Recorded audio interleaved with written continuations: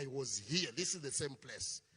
Got the phone, called the elder. Elder, I'm by the funeral house.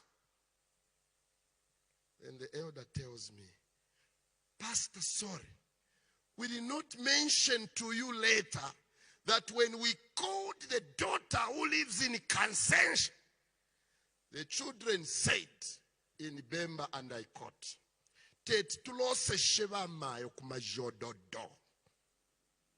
so they have transferred the funeral to Kansensh. So come to street blah blah blah crescent. So I went to Kansensh. I go to the funeral house. Beautiful house. Guards around. Swimming pools around. And then the daughter comes to me. Pastor, we got word that you had a good time on Sabbath with Mom. We are hating. Hating. Which hating, you hypocrite? We are hating. She was a good mother. Good mother. Which drink can you take? I said,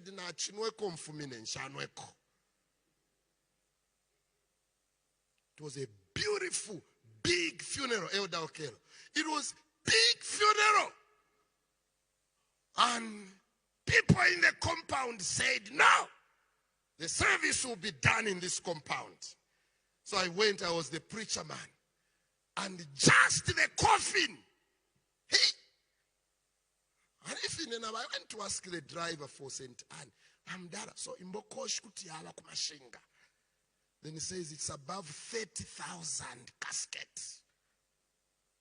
Then the family said, burial site.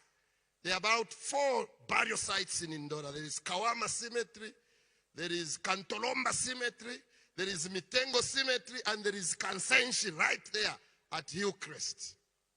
Then the daughter said, we can't bury our mother Kukawama. Neither can we bury our mother Kantolomba. Not even Mitengo. Our mother will sleep at Hillcrest, Kansenshi. 30,000.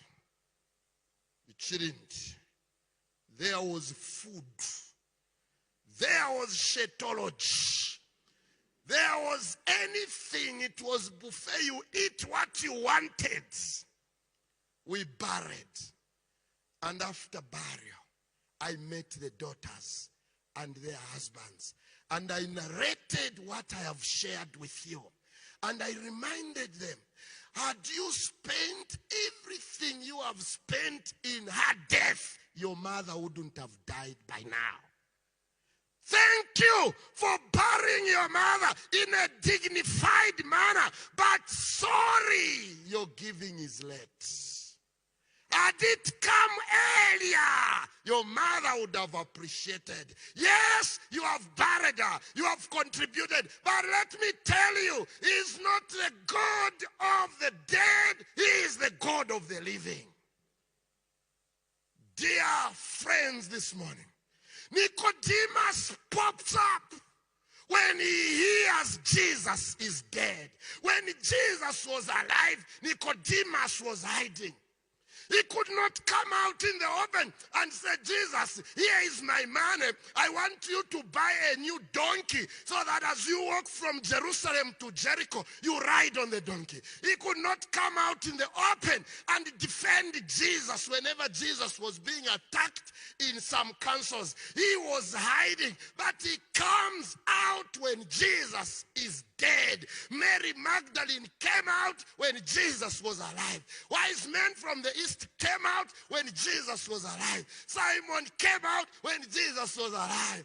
Alas, Nicodemus comes and is changed by Christ's death. This reminds me, as I plan to wind up, Elder Tanga was diplomatically telling me that Pastor Tulasunge Shtafirafine Mwaishiba. You know, he's my brother, and when he speaks like that, I know him. Now, this is a very genuine story as well. Because for the first one, it will be very difficult for you to confirm. But this one, I'll even mention names that you know. And if you want, you can confirm.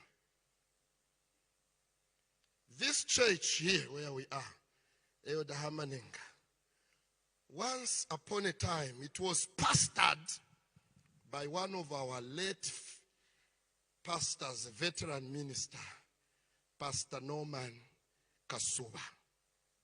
Those who've been here longer will agree with what I'm about to say.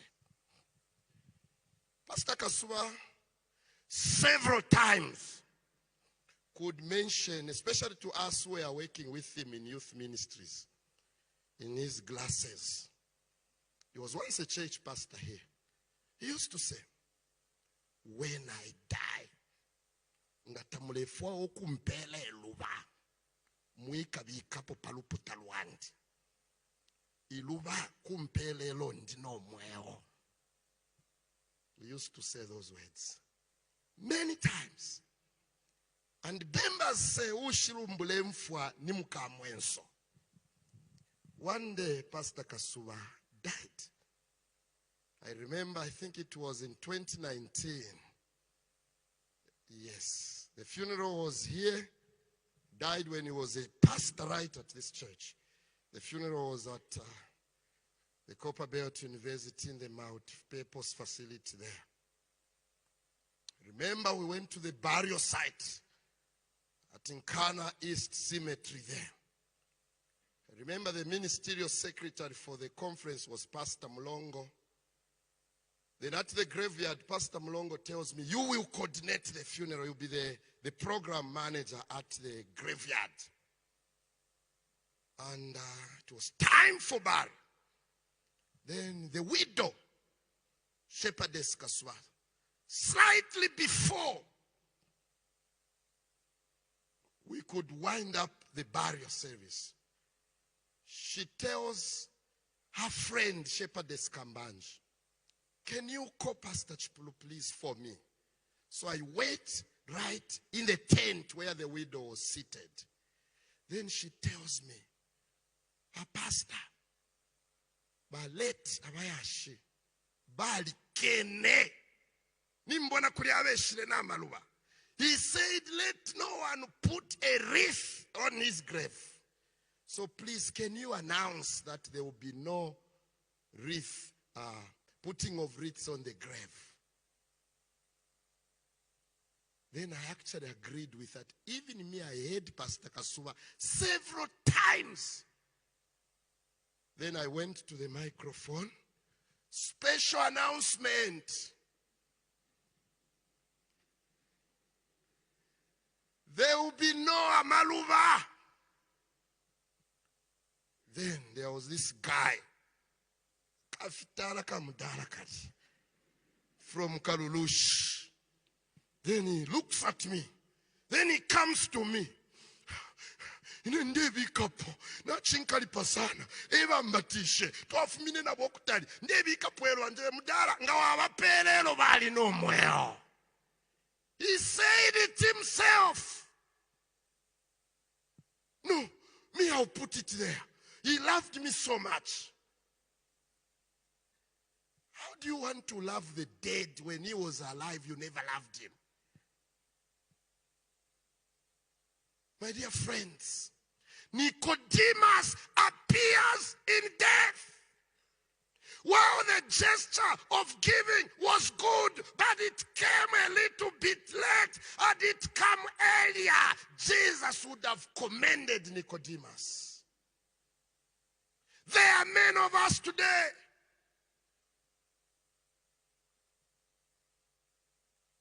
who are still waiting to invest in the dead. You have a relative who is sick. No, I am broke. But when that same person dies, you begin to travel and spend even more. He is not the God of the dead. He is a God of the living. And so Nicodemus comes with alloys, with expensive perfumes, with expensive